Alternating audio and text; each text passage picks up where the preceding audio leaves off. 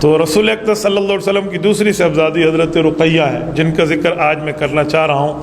حضرت رقیہ یہ رسول اللہ صلی اللہ علیہ وسلم کی بیٹیوں کے اعتبار سے دوسری بیٹی ہیں، اولاد کے اعتبار سے تیسری بیٹی ہیں، تیسرے نمبر پہ، کیونکہ حضرت زینب کے بعد حضرت قاسم پیدا ہوئے ہیں، ان کے بعد حضرت رقیہ ہے۔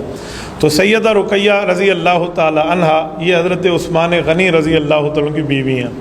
حضرت زینب اور حضرت رقیہ رضی اللہ تعالی عنہ ترتیب کے اعتبار سے یوں ہیں، پھر اس کے بعد حضرت ام کلثوم ہے۔ ام کلثوم رسول اللہ کی تیسری بیٹی ہے۔ شروع میں ان کا رشتہ حضرت عثمان سے طے نہیں تھا، بلکہ حضرت رقیہ اور حضرت ام کلثوم کا رشتہ ابو لہب کے دو بیٹوں سے تھا، یعنی ادھر چاچا کے بیٹے سے ان کا رشتہ ہو چکا تھا۔ جب رشتہ ہو گیا، تعلق بن گیا، جسے کہتے ہیں نکاح ہو گیا، رخصتی نہیں ہوئی تھی، اس سے پہلے ابو لہب نے گستاخی کر لی اللہ کے رسول کی، اور اس گستاخی کے جواب میں قرآن کریم نے تبت یدا ابی لہب وتب اتار دی۔ جب یہ اتر گئی، ابھی مشرک سے نکاح نہ کرنے کی آیت نہیں اتری تھی، یہ اس سے پہلے کی باتیں ہیں۔ تو ابو لہب نے اس غصے میں آ کر اپنے بیٹوں کو کہا کہ میرا منہ نہ دیکھنا، ورنہ جاؤ اور اپنے سسر کی پہ جا کر اسے طلاق دے آؤ، اپنی اس کی بیوی بیٹیوں کو۔ اور یہ دونوں بیٹے آئے اور رسول اکرم صلی اللہ علیہ وسلم کو حرم کعبہ میں بیٹھ کے انہوں نے طلاق کی بات کی ہے۔ پر سر چوک بات کرنا کتنی بد تہذیبی کی بات ہے۔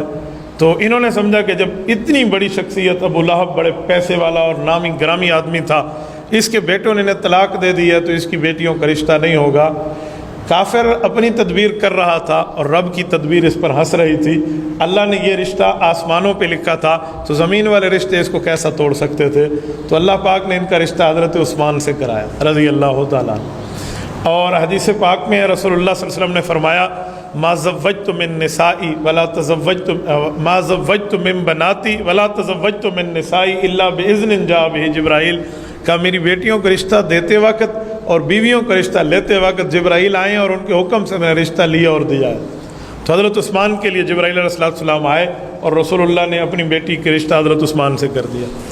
حضرت عثمان رضی اللہ تعالیٰ عنہ نے پہلی ہجرت اپنی بیوی کے ساتھ حبش کی ہے۔ حبشہ مکہ مکرمہ سے سمندر کے سفر پہ بہت دور کا راستہ ہے۔ آج کے دور میں اگر آپ نے حبش کو دیکھنا ہو تو اس کا جدید نام ایتھوپیا ہے۔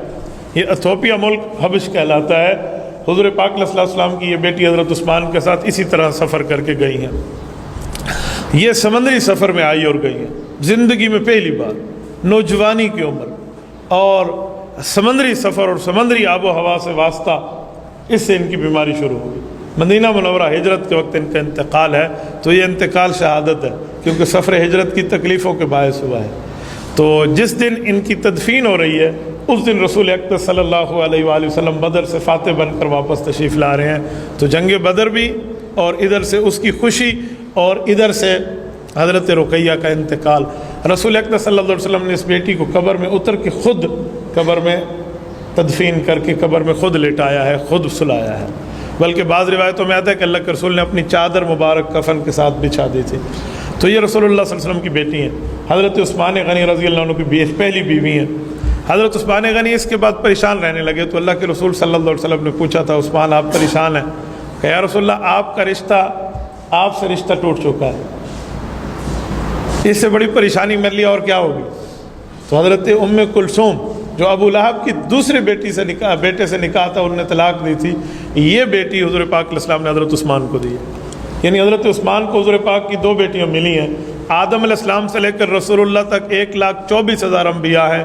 ان انبیاء میں کسی نبی کا کوئی داماد دوہرا داماد نہیں ہے۔ اس کرۂ ارض پر، اس کائنات میں اگر کسی ایک کو فضیلت ہے نا تو اکیلے حضرت عثمان کو ہے کہ ایک نبی کی دو بیٹیوں کا شوہر ہے، یک کے بعد دیگرے انہیں ملے ہیں۔ سیدنا عثمان غنی رضی اللہ عنہ کو اللہ کے رسول نے دوسری بیٹی دی ہے۔ 3 روایتیں، ایک روایت میں 40، ایک میں 100، ایک میں 200 کے لفظ ہیں کہ اگر اتنی میری بیٹیاں ہوتی اور فوت ہو جاتی تو میں یک کے بعد دیگرے عثمان غنی کے نکاح میں دیتا۔ تو حضرت عثمان غنی کو بہت بڑا رتبہ سمجھ آتا ہے۔ آج کل لوگ ایک جگہ رشتہ کریں تو دوسرا رشتہ اس گھر میں کرتے ہوئے لوگ پریشان ہو جاتے ہیں کہ یار ان کا اخلاق ٹھیک نہیں ہے، اور حضرت عثمان کے ساتھ حضور پاک دوسرا رشتہ کر رہے ہیں اسی بندے کے ساتھ، تو اس سے حضرت عثمان کا بیہیویئر اور ان کا اخلاق بہت اچھا ہونا سمجھ آتا ہے۔ یہ سیدہ رقیہ ہے، حضرت فاطمہ الزہرا سے بڑی بہن ہے۔ یہ رسول اللہ صلی اللہ علیہ وسلم کی بیٹی ہیں۔ بعض لوگ یہاں جھوٹ بولتے ہیں، کہتے ہیں اللہ کے رسول صلی اللہ علیہ وسلم کی ایک ہی بیٹی تھی۔ یہ اللہ کے بھی مجرم ہے اور رسول اللہ کے بھی مجرم ہے۔ اور حضور پاک کی بیٹیوں کی بھی مجرم ہے اور رسول اللہ کے نواسوں کی بھی مجرم ہے۔ یہ خالی جرم چھوٹا نہیں ہے، قرآن کہتا ہے یہ پیغمبر کی اپنی بیٹیاں ہیں۔ آیت نمبر 59 سورت نمبر 33 سورت احزاب، کل ازواجک و بناتک و نساء المؤمنین، قرآن نے پیغمبر کی بیٹیوں کا ذکر کیا ہے جمع کے ساتھ، اور یہ ایک بیٹی ہوتی تو بنات نہ ہوتا و بنتک ہوتا، تو یہ اللہ کے مجرم ہے، کیونکہ اللہ پاک نے تو حضور کی بیٹیاں کہا ہے اور یہ کہتے ہیں حضور کی ایک بیٹی ہے، تو یہ جھوٹ پر مشتمل ہے۔ نمبر 2، حضور پاک علیہ السلام کی اولاد کی بھی مجرم ہے کہ رسول اللہ کی اولاد ہے، حضور پاک کی نور نظر لخت جگر ہے، حضور کی بیٹیاں ہیں، اور بیٹیوں سے تو باپ کو زیادہ پیار ہوتا ہے بنسبت بیٹوں کے، یہ ان کا انکار کر رہے ہیں۔ اور رسول اللہ صلی اللہ علیہ وسلم کے نواسے بھی انہی میں سے، حضرت عبداللہ بن عثمان، ابان بن عثمان، یہ حضور پاک علیہ السلام کے جو ہے نا کیا کہتے ہیں، انہی حضرت عثمان کی اولاد میں ہے۔ تو حضرت حسن حسین رضی اللہ تعالیٰ کی طرح یہ حضرت ام کلثوم کی اولاد ہیں، تو حضور پاک علیہ السلام کے نواسے ہیں، جیسے حضرت حسن حسین حضور کے نواسے ہیں، تو ان نواسوں کا انکار کرنا یہ ان کا بھی جرم بنتا ہے، پیغمبر کی بیٹیوں کا انکار۔ اور رسول اکرم صلی اللہ علیہ وسلم کی پتہ نہیں کس بنیاد پر بیٹیوں کا انکار کیا جاتا ہے، یہ ہماری سمجھ سے بالا تر ہے۔ یہ ایک ہی بات ہے کہ بندہ نفرت میں اندھا ہو جائے، بغض میں پاگل ہو جائے، تو بس ایک ہی وجہ ہو سکتی ہے، ورنہ جو قرآن کریم میں مینشن ہو، احادیث پاک میں موجود ہو، اور رسول اللہ صلی اللہ علیہ وسلم کی اپنی اولاد ہو، تو اس کا انکار کیسے کیا جا سکتا ہے؟ ایک بندے نے کہا کہ حضرت خدیجہ رضی اللہ عنہا جب حضور پاک سے رشتہ کر رہی تھی تو وہ اپنے بیٹے ساتھ لائی تھی، تو یہ انہی کی بیٹیاں ہیں۔ میں نے کہا انہی کی بیٹیاں ہیں تو قرآن نے یہ کیوں کہا ہے پیغمبر آپ کی بیٹیاں ہیں؟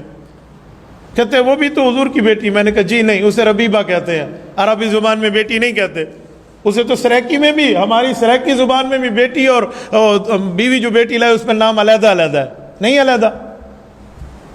بیٹی کو دھی آدن تے او کو سکی آدن، اے دھیس تے سکیس، تو یہ چھوٹی زبان میں دو نام ہو سکتے ہیں، عربی زبان میں علیحدہ نام نہیں ہے۔ قرآن کہتے ہیں وَرَبَائِبُكُمُ اللَّاتِي فِي حُجُورِكُمُ اللَّاتِي دَخَلْتُم بِهِنَّ، چوتھے پارے کا آخری صفحہ، اللہ نے اس بیٹی کو جو بیوی دوسرے خاوند سے لے کر آئے ربیبہ کہا ہے، تو حضور پاک علیہ السلام کی یہ بیٹی اگر حضور کی اپنی بیٹی نہ ہوتی تو قرآن ربائب کہتا، لیکن اللہ نے رباب نہیں کہا، بناتک کہا ہے، اور بنات بنت کی جمع ہے، بنت بیٹی کو کہتے ہیں۔ تو یہ رسول اللہ کی صلبی اصلی سید ذات کی بیٹی ہے، اس کا انکار کرنا سوائے انصاف کے خون کرنے کے اور کچھ بھی نہیں ہے۔ تو رسول اللہ صلی اللہ علیہ وسلم کے دوہرے داماد حضرت عثمان بنتے ہیں۔